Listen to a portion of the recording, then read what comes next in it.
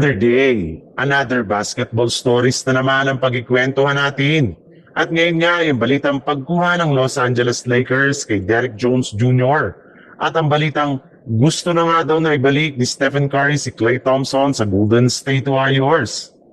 Sa kabila nga ng pagkakaroon ng Los Angeles Clippers ng super team ngayong season, ay isang beses pa lang naman nga sila nananalo sa kanilang huling 10 laro na siyang rason bakit bagsak na sila sa ika-14 seed sa standing ng Western Conference.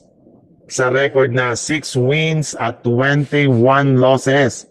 At ang masakit pa dyan, puro nga legit na contender na nga ang kanilang mga makakalaban sa mga susunod na araw.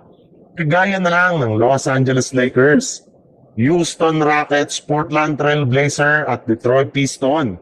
Sa madaling salita, mahirap na nga ng pahirap ang ngayon ang game schedule ng Clippers na siyang posibleng magpabagsak pa sa kanilang standing.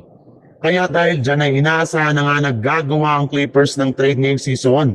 At isa nga sa mga iti-trade ngayon ay si Derrick Jones Jr. na pinagagawan ngayon ng ibang mga team katulad na lang ng Los Angeles Lakers. Nangangailangan ngayon ng isang 3-and-D player para itandem kina LeBron James at Luka Doncic. Sa ibang balita naman, literal nga na tagilid na ang kalagayan ng Golden State Warriors ngayong season sa pagbagsak nila sa ika-9th seed sa standing ng Western Conference. May ilang mga fans na rin naman nga ang nawawala ng tiwala sa kanilang kupunan ngayong season na kung hindi sila gagawa ng move ay sigurado nga na hindi sila makakapasok sa playoffs at makakapag-compete sa kampyonato.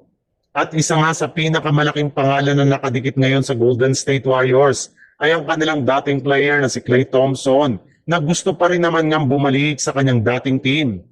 Ibinulgar na rin naman nga ng isang NBA insider na si Stephen Curry nga daw mismo ang nagsabi na nangangarap pa rin nga daw ito na nasa Golden State Warriors pa rin nga daw sana si Klay Thompson hanggang ngayon.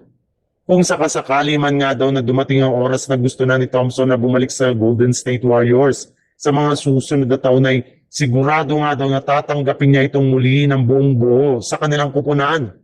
Sa madaling salita, malaki pa rin nga ang tsansa na maglaro muli si Klay Thompson sa Warriors kasama ang kanyang mga dating teammates.